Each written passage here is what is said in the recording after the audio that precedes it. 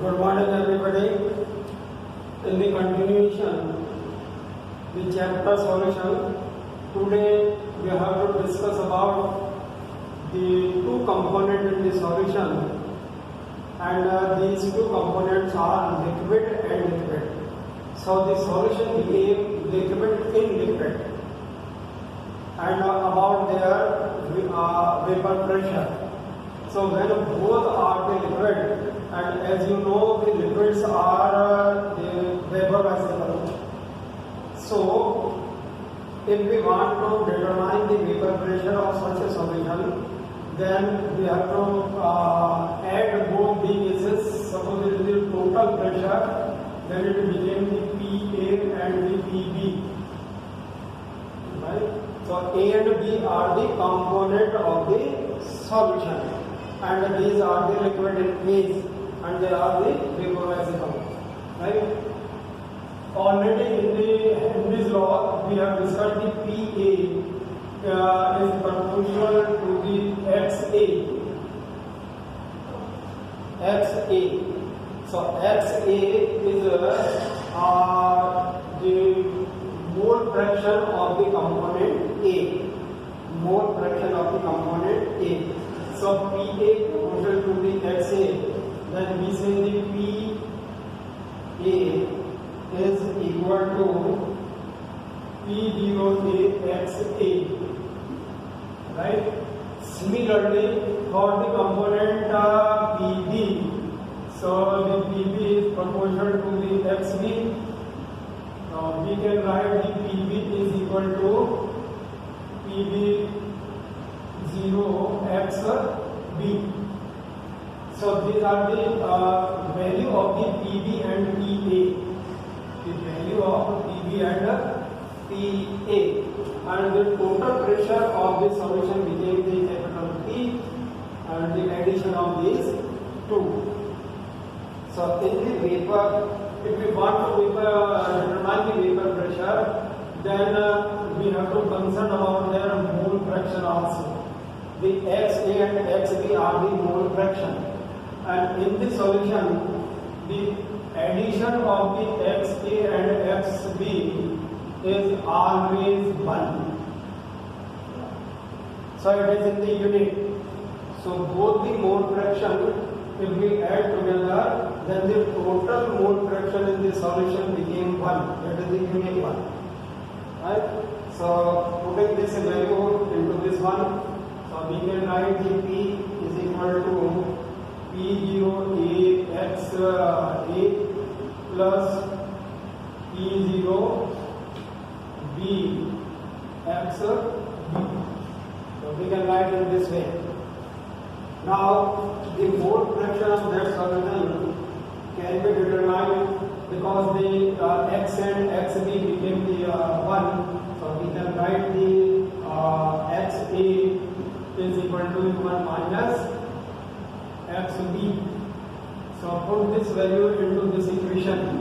अब उस वैल्यू को आप इसमें पुट अप करते हैं तो हमारे पास में इक्वेशन आ जाती है नई P is equal to P0A and the 1 minus XB, 1 minus XB from this one, and the PB, addition of this whole, the PB dot XB. We can write this one. So similarly, the equation can be written in this way also. The P0A plus XB and the P0 B minus P0A. We can write the equation in this way. So finally we get the value of the P is equal to the XB and P0B minus P0A plus P0A. XB, the mole fraction of the P component. This one. So if we can sketch the graph in between these two, then we get a graph in the linear function in this way. Here the mole fraction mole fraction,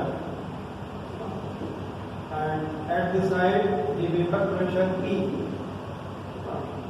So if XA is equal to 1, then the XB became B0 as by this equation. Secondly, if the XA is equal to 0, then the XB is equal to 1. So it is the highest value of this one. So it is the approach of the P0B. So in this way, we can plot a graph between this one. Then we can write that the PA is equal to the PB P0B XB. Similarly, the P0A, here it is the P0A, then the graph became in this way.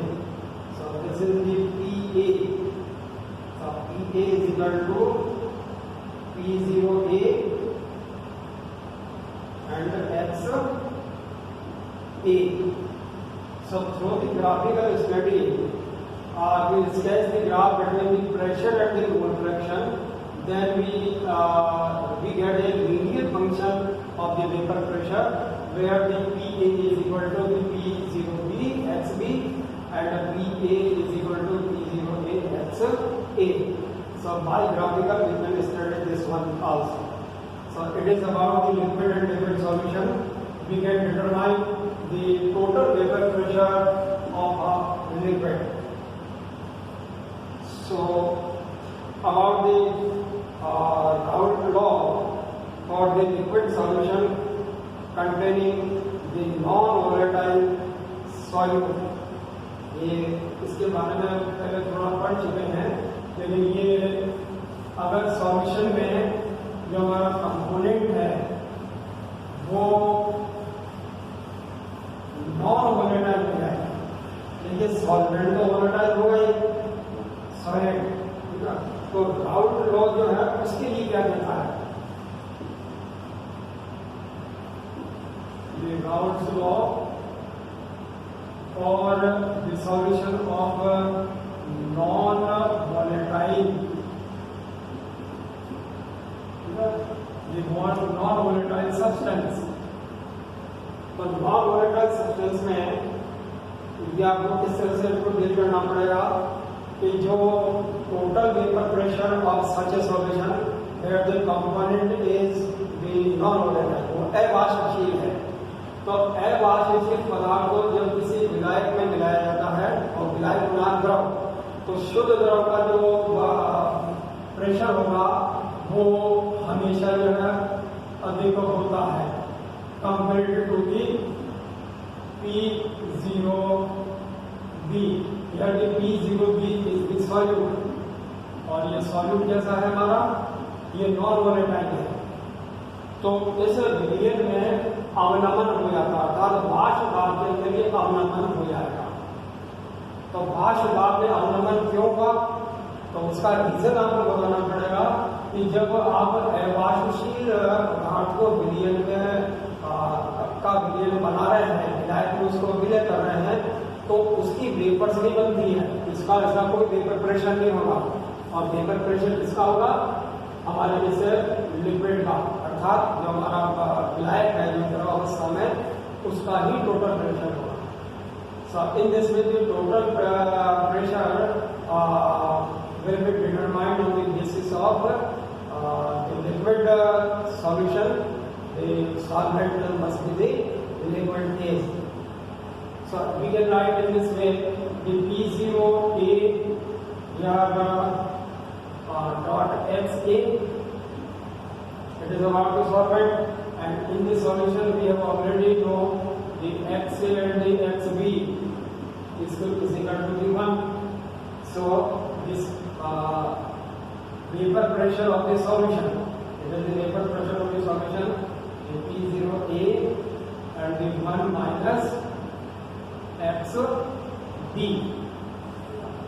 ये इसके लिए XB यहाँ से आएगा, ये जो total आपका PB0 जो है ना वो इसके बराबर हो जाएगा आपका XB। एक्स बी में, और ये पी जीरो जब इसके लिए हो जाएगा पी जीरो एक्स ए, इसको ध्यान रखना। तो हमारा टोटल प्रेशर जो पी एस होगा सॉल्यूशन का, वो अब P zero A X B बनेगा, P zero A X B. So the difference in the vapor pressure minus Ps solution, so it is equal to the delta P. So it is the difference of vapor pressure, जो हमारा vapor pressure में difference होगा, ठीक है। कि जो हमारा शुद्ध विलायक है उसका वेपर प्रेशर हमेशा भी होता है, और जो सॉल्यूशन का वेपर प्रेशर होगा कब, जब इसमें नॉन वोलेटाइल सब्सटेंस मिला हुआ हो, और उस समय जो है ये पीएस का मान जो होता है वो पीए की तुलना में कम हो जाता है। तो ये जो वाष्प दाब में कमी आ रही है, इस कमी को इस तरह से आप दर्शा सकते हैं डेल्टा पी के बारे में, delta P. So we can write, if we want to determine the mole fraction of the XB, that it may be P0A and minus the PS, the total solution, and similarly P0A. So in this way, we can write this equation here, the delta P upon P0A, delta P upon P0A is equal to x B. That's why इस तरह से लिख सकते हैं, condition की delta P is equal to P0A and x B.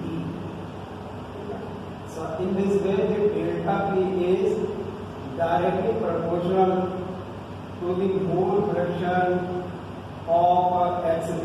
And what is the XB? The XB is a non-volatile mole fraction. तो ये delta की जो वाष्प दाब में अवनमन हो रहा है, ये वाष्प दाब में अवनमन उस विलयन में उपस्थित जो अवाष्प पदार्थ के मूल बिंदु है उसके समानुपातिक होता है, ये इसका मतलब होता है। तो ये हो गया आपके ठोस और ठोस के बीच में ये सब सॉल्यूशन के बारे में। ये आपने दो तरह के सॉल्यूशन के बारे में तो आप पढ़ चुके हो, सॉलिड एंड लिक्विड और दूसरा लिक्विड एंड लिक्विड, इनके बारे में हम अध्ययन कर चुके हैं। मतलब एक तो ठोस का विलयन और एक द्रव और द्रव का विलयन। अब आगे देखिए, हमारा नेक्स्ट टॉपिक हमारा रहेगा आइडल सॉल्यूशन।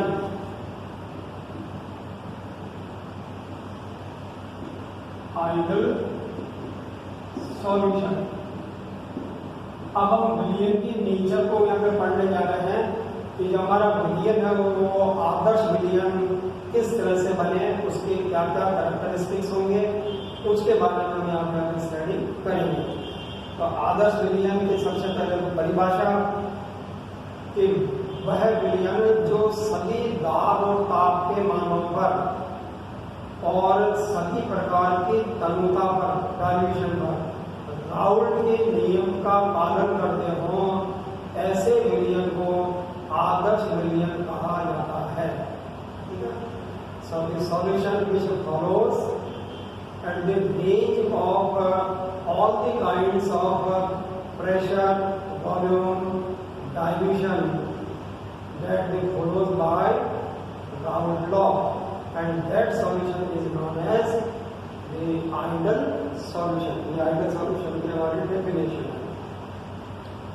तो total volume of the solution जो होता है वो किसके बराबर हो जाएगा? Total volume of solution is, अब आपके सॉल्यूशन के अंदर कोई कंपोनेंट है, अभी इस समय हम बाइनरी सॉल्यूशन के बारे में ही आपको बता रहे हैं। तो volume of A and B, और ये ए का वॉल्यूम और ये तो B A and B B B. अब B is the volume of component A and the left will be volume of the component B. So in addition of these two volume, then we get the total volume of the solution. ये हमारा total volume जो है वो solution का बन जाएगा। अब यहाँ पे आपको देखना है कि आइडियल सॉल्यूशन के लिए जो ये डेल्टा बी का मान आएगा ये जो है वो हमेशा 0 होना चाहिए। अब इसका मतलब आप समझिए कि पहले आपने 1 बिलियन उसका आयतन आपका भी है नोन हो गया, दूसरा जो बिलियन आपके पास था उसका आयतन नोन है ज्ञात हो गया। अब वो दोनों ज्ञात बिलियनों के आयतन को आप जोड़ दीजिए प्लस कर दें, उसके बाद फिर इन दोनों बिलियनों को एक दूसरे में मिश्रित कर दीजिए। तो जैसे आप मिश्रण करेंगे तो अब हमारा बन जाएगा सॉल्यूशन। तो ये जो दोनों पदार्थों के अब जो सॉल्यूशन प्राप्त किए हैं अब आप उस के वॉल्यूम को मेजर करें। तो ये जो वॉल्यूम अब जो नया वॉल्यूम बन के आया है ये जो है वो उसमें और पुराने वाला जो हमारे दोनों का अलग अलग वॉल्यूम था उन दोनों का एडिशन करने पर सिमिलरिटी होनी चाहिए। अगर वो सिमिलरिटी है तो दोनों के बीच का डिफरेंस कितना हो जाएगा 0 हो जाएगा, अर्थात डेल्टा बी इसकी वैल्यू क्या होगी 0। तो अगर डेल्टा बी की वैल्यू 0 है तो आपका सॉल्यूशन आयतन हो गया, मतलब मिलाने से पहले का आयतन और मिलाने के बाद का आयतन के बीच का अंतर अगर 0 आता है तो वह विलयन आदर्श विलयन कहलाएगा।